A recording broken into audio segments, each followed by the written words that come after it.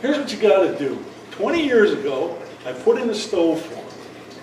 And he said, I'll pay you. He goes, no. He said, you pay me later. Well, he never paid me. He said he never paid me. And I made sure he never paid me, because any time he asked me to do something, I'd say, you never paid me for the job I did. And it worked. So that was way back. It was Trotters. Yeah. And that was Scott's Inn, and that was Coasters. And I want to say it was back when the bar was downstairs. Hamlet, Romero's. Sally and Floyd ran it, yeah. And Floyd had a bell he would ring every once in a while, and he'd give everybody a free beer. But it was Lenny Payne when he was getting married for the first time. We had one of these old wicker wheelchairs, and we were wheeling around town, and we started at the Pylon Inn, and we went over to the Capitol, and well, we ended up at Scott's Inn, and it was Steve Chambers. He opened the door, and he gave him a boot. He goes, "There, you're on your own, Len." And he went down those stairs and like a rag doll bouncing around. Go ahead. Of course, and that was Scott's gift shop. And there's another. I think on the next one. You go back one? Or? Go to the next one. Oh, it's Tom. But anyways, you tell people about the Pylon Inn. Yeah. People. Oh no way. Those. That picture's here. Well, our cousin Teddy used to have a tequila night at the Pylon Inn. He got wound up in there one day, and they lived in Eagle Bay. The last house on the right-hand side heading out of Eagle Bay. We got back home, and the next morning he woke up, and his hands were all gravel, and his knees were all tore up, and he crawled on his hand and his knees from the Pylon Inn all the way back to Eagle Bay because he couldn't stand it. Yeah. Before the Pylon, that was Charlie's Rochester Bar. Charlie's Rochester, yeah. Rogue's Roost. There was Rogue's Roost before that. Roland's restaurant in the corner. What's that? Roland's restaurant in the bend. Yeah. And my first shot of tequila there when I was 15. And I show you this because before this was the town hall, that was the town playground. And there was a swing set, and there was one of those metal slides that used to take a piece of wax paper, and boy, you'd move on that. But anyways. I'm sorry. No, that's fine, that's fine. Where was I going with that? But I don't have a shot of it, I don't think I do, but at the front of the Arrowhead driveway, there's those big stone pillars. And we were kids, we used to play hide and seek, and because I can remember, because you were it, Kathy. Yeah. I was a little kid, and I was sitting on top of that, one of those posts, and you said, "I see Greg," and of course, I can't remember what home base was. Well, I decided I was going to jump off of that post, and off the pylon there, and run to home base. Well, when I hit the ground, I put my hands out like that. And I tore this hand open from when for the longest time, that's how I knew that was my left hand, because I had a scar. I still had a scar. And I remember running up, just crying all the way, and Mom was a nurse, and that's probably why half of us survived childhood, because she patched up more kids in Inlet than any doctor did. And go ahead. Everybody knows what this is. Where the hotel used to be there, it was all field in front here, all grass and lawn, and there was a walkway that had lights down to the lake. Well, it was about the only place where us kids could play football. So one fall, we're all over there and raising hell, playing football, and we got all done, and so we didn't have anything else to do. So I apologize because we took and broke all the windows out of the place. There was the chandeliers are hanging down, broke those all out. We took and there was like a string of lights just like this all the way down to the lake, and broke all those. I had a hell of a good time. So anyway, Monday morning, up to school, Herb Dacre was the principal, and here comes Al Smith, the trooper. Okay, now, anybody remembers Al Smith? Yeah, okay. He stood about 9'6", okay? So he pulls up in the troop car. He sees Herb Dacre. I want to talk to Gordie, Larry Payne, Chris Manili, and we had a couple others. And of course, we're looking at ourselves, you know, we're going to Alcatraz for this. Well, of course, in my troop car, one at a time, went out. He went one upside of us and down the other. So now we all get done. We're all crying. Herb Dacre, he said, "What the hell just happened here?" this whole class is crying. Well, come to find out, we busted everything out, and the only reason we got caught, because Teddy Harwood had his jacket that said Harwood Motors on the back of it. So that's how we got caught. So my punishment was, of course, back then, was about, you had to sort bottles, okay? So it was 2-cent deposit, but there was no such thing as throwing them all in one. Coke was Coke, 7-Up was 7-Up, Pepsi was Pepsi, whatever. So I had to sort bottles all summer, because that was my punishment. But I want to tell you, happiest day of my life was no deposit, no return. And when we were kids, and anybody that grew up can attest to this, that at the hotel, we always had arts and crafts on rainy days, and we had movie night. I remember that, 'cause I was so excited because the Jungle Book had just come out. I'm figuring Walt Disney Jungle Book, right? Well, anyways, Ted Payne puts on the movie theater, puts on the movie projector, and here's this black and white freaking movie with the Jungle Book. What is this? Yeah. But anyways, and when I was playing Little League, the Little League field went just the opposite direction. Like where the outside, the field fence is now, that was home plate. And if you could snag a ball, I know two things. If you could get a good left hand or a left hand hook on a ball, you could break out a window in the hotel. That was really one thing. And I remember Robbie Pyleman. That's a great picture. Look at, and there's Ted Payne's dad's ice truck right there. And that's Boy Scout Jamboree we had there. I can't. Yeah. But Robbie Pyleman was just started Little League. And if you hit a ball over the tree line, that was a home run. If he hit the ball over the tree line, and he stood there for a minute, he goes, "Holy shit!" Before he finally ran around. And then over here was the dining room, and there was a pool table in there too that ended up at the Catholic Church upstairs, wasn't it? Yeah. Many kids learned how to play pool at the Catholic Church. Here's a little trivia. Do you know where the only licensed pool hall was in Inlet? Red and white. Out of our grocery store. There was a light. You've got a light. I've got one. You've got one. Gary. There was 3 licenses that were issued in 1930, 31, and 32, and for a billiard hall. And there's downstairs underneath the grocery store. There was 2 pool tables, and they finally didn't do it anymore, so they didn't know what to do with the pool tables. So they broke them up. And they Used them for fill in the basement. had the slate table, or the slate part of it, one next door for the floor in the basement. Yeah. And you have one of those today, oh my word. Yeah. Of course, this was, when we were kids, this was Chambers' garage, and we spent many times. Duffy had made Chinese checkers, homemade Chinese checkers marble game. I can still see we used to play marbles all the time. I mean, what else can you do on a winter day? I'm gonna, okay. Go ahead. Let me This go part back. right here. Yeah, go ahead. Go back. Go to that picture, Charlie. The next one? Next one, yeah. Right there. Now, that used to be the chicken coop next door, okay? Behind Harry Hall's grocery store. And I'm going to tell you, there was a lot of stories in that little chicken coop right there that I can't say. But anyway, but behind, everybody knows where the Birches is up behind here. There's a little bit of a grade up there. So anyway, Steve and Paul had commandeered a big wire spool, okay? God, it stood about that tall. And what they did, they took a couple slats out of the spool, stapled a couple seat belts into it, safety first, roll it up to the top of the hill, get into it, strap yourself in, and roll back down. Now, you don't know where you're headed.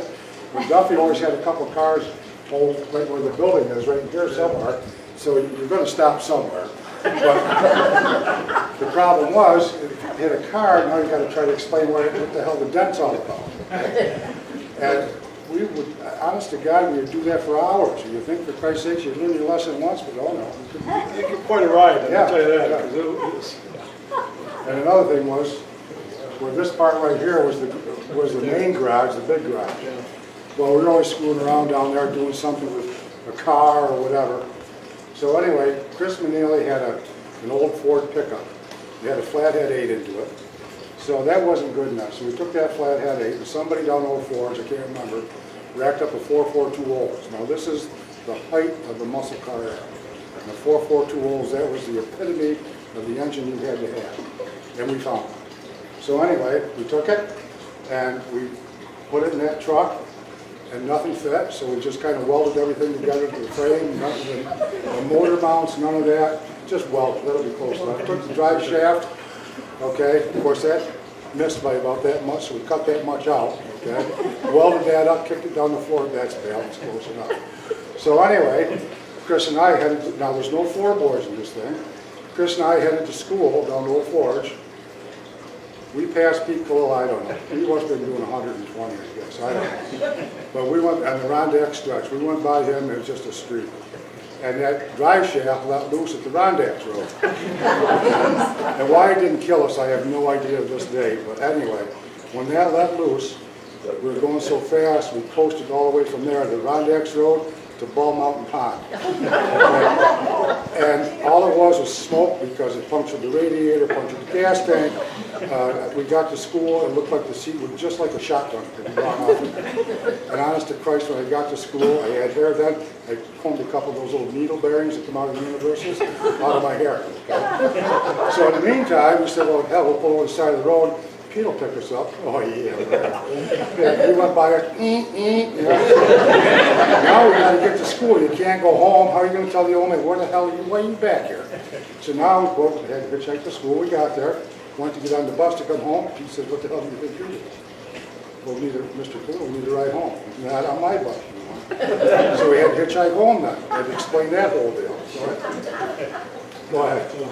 I'll tell you, when I worked for Dick Payne, I picked Steve up one night here at the old barn. I got a call with Steve, so I go get Steve, and he's in the front seat with me in the police car, and he said to me, how fast will this car go? And I said, not really, it top end about 80. He said, oh, this car's got to go faster. And I said, it won't. He said, well, let's try it out. So we got between Inlet and Eagle Bay, and I gave it the gas, and again, top end was about 80, maybe 85.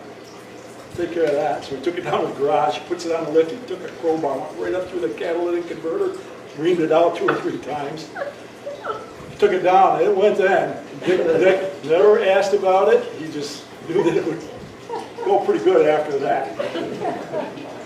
Anyway, so anyway, I can tell you a couple more stories about being in the police department. I'll tell you this, Dick was not much for maintenance on his cars.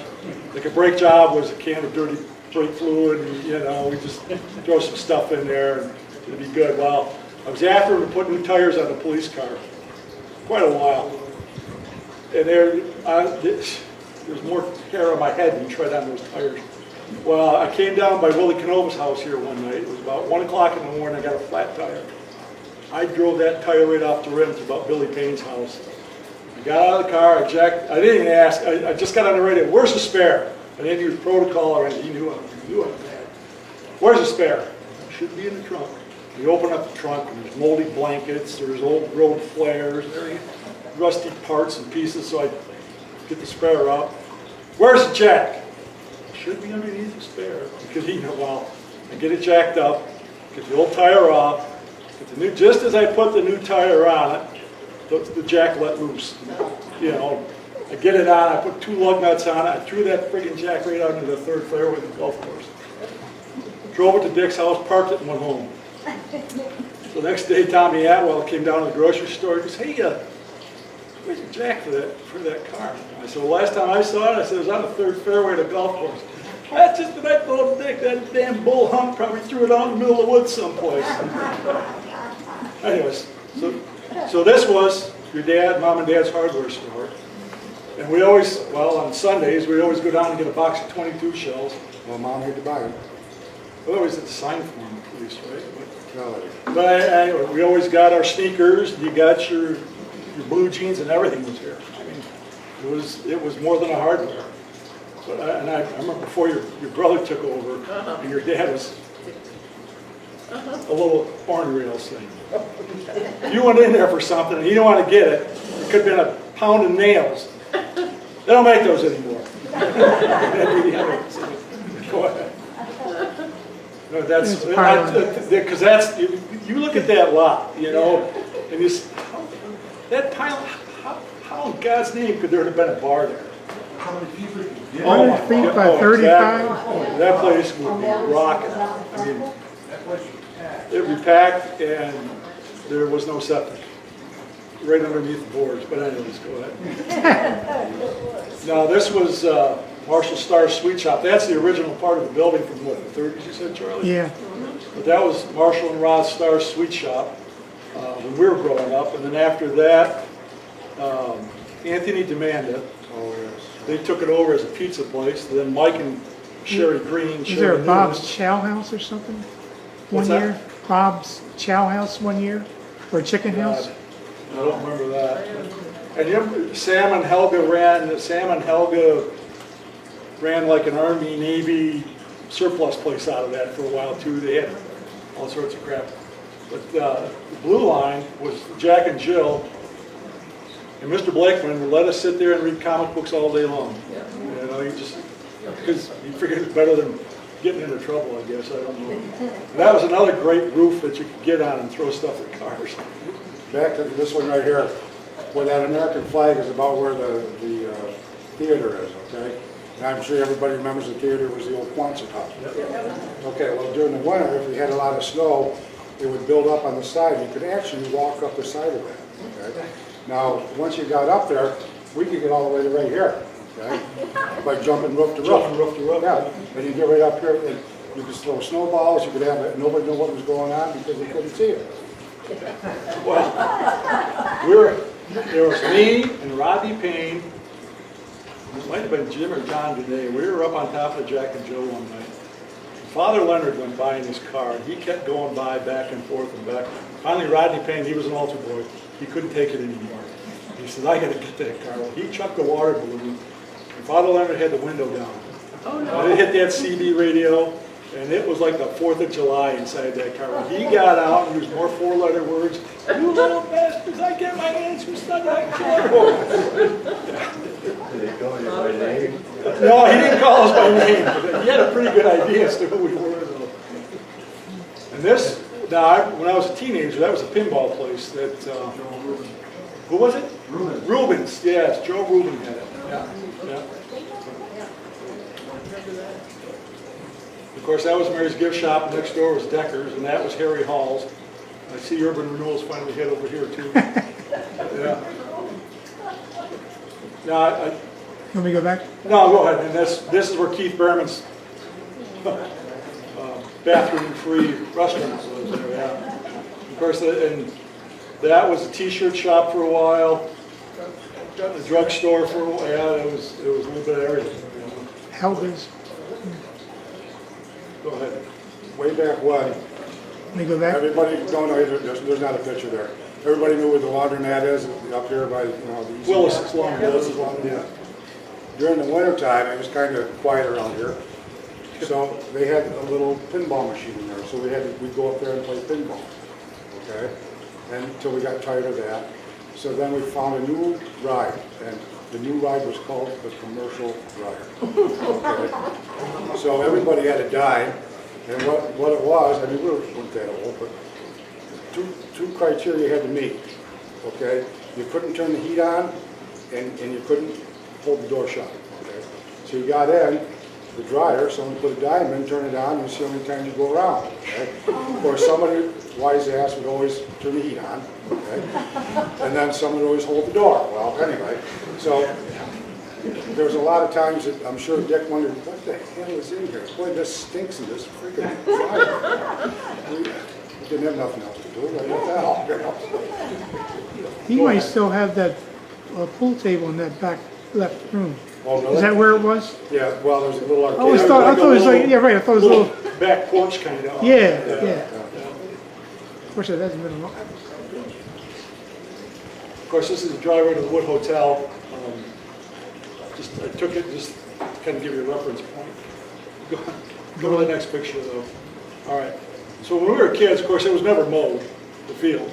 Right? And we were smelting over to Cedar Creek, and there was me and Tim Ponder, and John and Jim Guinea. First off, does everybody know what smelting is? Yeah. Oh, yeah? Yeah. Well, No. has anybody ever cleaned them? Yeah, after about 5, we say that's enough of that, right? Because they don't want to do this anymore. So we're walking back into town, and we had a bucket of smell. And nobody wants to clean them. We're done with them. So We got on top of the hill here. We'll throw in the cars. That's a good idea. First car happened by was Al Smith in the trooper car. And we blistered that car. And he hit the windshield, and there was melt and eggs all over. Well, he hit the brakes, and we scattered into the field. And I got to the power pole, which is right about there, and I just dropped. And he is yelling and screaming and swearing, "I get my hands on you, Lloyd." Well, he got about from me to you, and I thought, all he's got to do, I'm right there, I'm right there. And for whatever reason, God was smiling on me because he turned around and left, because I thought my life was over right then. I was in that car tonight. Were you really? Sorry. Statute of limitations worn out. Go ahead. Of course, and that's one of the original homes in Inlet. That's Dunay's house right there. Then up here at the top of the hill, that was Williston's gift shop. Yeah. I took this because over here there used to be a real nice apple tree. And it was about this time of year, Jim and John and I would go up there with golf clubs and we'd drive apples into town. And if you hit it just right, you could get them. You could get them right about to Mary's gift shop if you were good enough. And another reason I took this is when we were growing up, we had a dog named Spook. It was a husky. And my dad would let it out in the morning. It was my job to go get the dog. So anyways, I'd get on my bike, had a 10-speed bike. You'd always go to Hastings. And Ida would call, "Spook's here," and that'd be the whole conversation. She'd hang up. I'd go over to their place, I'd get to the driveway, and I'd go, "Come on, Spook, let's go." She'd come out, come right along next to me. I'm coming down the hill on my bike. The dog is on the sidewalk. I'm in the road. I get down by Mary's gift shop, and that dog decided to cut in front of me. I ran over the dog. I put my hands out. I had to get like 8 stitches in this hand and 10 in that because I went over my handlebars, you know. The dog didn't even hurt the dog. Dog wiped the tail and took off and home. I am a freaking train wreck. Rudy Bike comes out, looks at me, shakes his head, and walks back in. I had blood. The bike's all smashed up. A couple stories about Spook. Dad always had a dog, okay? Always had beagles.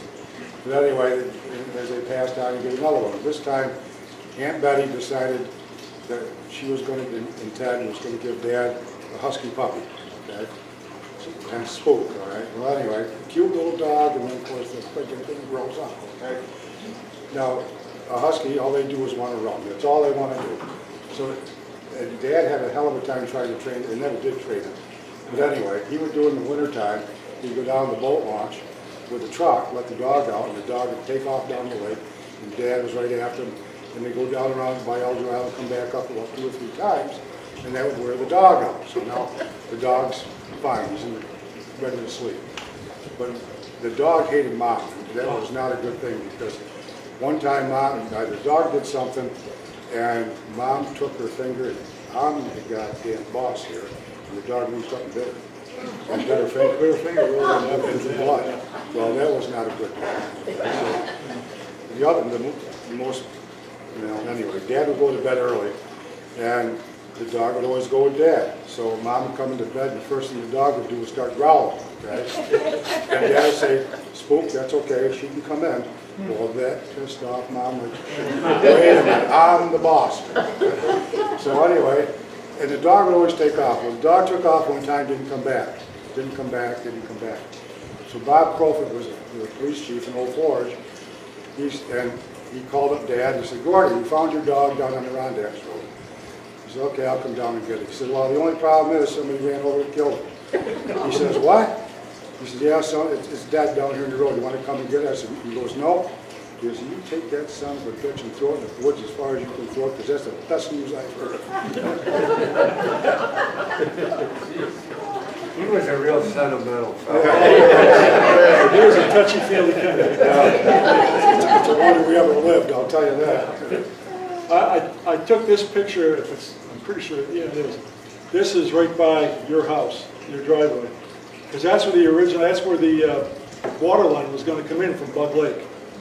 And for a long time, it might even still be, I don't know, the water lines were there, the pipes were there in the woods for a long, long time. And if you look up, sometime when you're going that way, if you look up, you can still see there's like a V in the rocks where they blasted it out. of course, and then they had the lawsuit with Gerald Kenwell about the water lines and all that, and that's why it was going to be gravity fed out of Bug Lake, because Bug Lake is spring fed, and it's, I don't know what the elevator, it's a lot higher than Inlet, but anyways, that's why I took that. This is a, what? Syracuse bar, yeah. And I mean, I didn't, there was no bathroom in here either. They said that, I just Right. saw that in the last listing. It's, Right. How they got away with it. But, a lot of woods, 20-acre lots. And of course, this is Burwell's, and that's Cedar Creek right there. Okay. The owl, yeah. Yeah, so it's, Cedar Creek, okay. so it's smelting season. And we were up the dump. And the owl, the crows had killed an owl. So Gary and I were at the dump, and we saw it there. Yeah, I saw it there. So I threw it in the back of the truck. And Gary said, "What the hell are you doing with an owl?" I said, "I got an idea." So I took the owl down back. It hadn't stiffened up yet, and I nailed it to a board with its wings spread out. So that night, it was like a Saturday night. Of course, the smelters, you know, and you could probably all attest to this, the smelters would be in there thicker than thieves. I mean, it'd be like daylight in there. Well, anyways, I took that owl, I took it off the board, and it was stiffened right out just like a glider. I'm in the back of Gary's truck. I said, "We get over by Cedar Creek, just slow down a little bit." So he slowed down, and I gave that owl a heave, and it was perfect. It glided right. It was like Moses parting the seas. Guys were scattering, the buckets were going, lanterns were being overturned. I guess, and I never thought a prank would work out quite as good as it did. It was good. What's the story with the shoes? The what? What's the story with the shoes? The shoes. In the foreground. Oh, that. Oh, I don't know. I just. You know, Sorry, I just noticed it. No, yeah, I don't know. Probably Let's somebody move wants on. to go to Big Moose. They're still looking for them. Still looking at me. Mr. Wire. This should be the last. I think this is the last picture of this. But that's the boat launch, and there's a reason why I took that. Go to the next picture, Charlie. I'll show you. Okay, so that's where the toboggan is. Now that went over Route 28. Yeah. Route 28 went underneath it, right there. Like what year? Oh, God, this was 1930s, maybe. But in another picture, and you don't have, we saw it, but you didn't put it up, but anyway, the light poles were right next to it. And every year, Dad said, yeah, somebody would be going down there and they'd wave it, whack! There'd be a ration of broken arms everywhere. But he said, "I want to tell you something." He goes, "I took a pair of ice skates down that one night." He goes, "And Mr. Man, you talk about move." Yeah. Now, let me know that. You know what that is? Other than us playing in it, I think that's me. I'm pretty sure. Up here? Yeah. You were never that little. I caught up. That's the original Inlet Beach. That's Nelson's Dock right there. It's in the boat launch. And that's the original beach. And our mother never drove. She'd drive to the beach because she'd go down the Wood Hotel driveway, right? And come out there, and then, of course, that was before there was a fence or anything there. And by the way, you know that barn that's right next to the boat launch? That's where the Hamilton County Press was printed for a long time. And we always called him Shaky Osborne. His real name was Clark, but I don't know if he had Parkinson's or what he had, but everybody called him Shaky. Shaky Osborne. And I think that printing press is still there. And this is Harold Scott's plane out on 4th Lake. And this is, he parked down at the channel, and that's, his house was right there. At one time, there was 3 airplanes underneath the bridge there, and then Ted Payne had one there, Harold Scott and Phil, Ellsworth, yes. right, yes. Yeah. It's the end of the first part. That's the end of the walk. Now, before we go, we're running over. Does anybody mind if we go farther? Okay. The next part won't be as long. Won't be as long, we promise. We're done. Okay. If anybody's hungry, please go eat, all right? Click the add subtitle. Wait a minute. Move the slides. There it It's is. right there, a slideshow. From the beginning.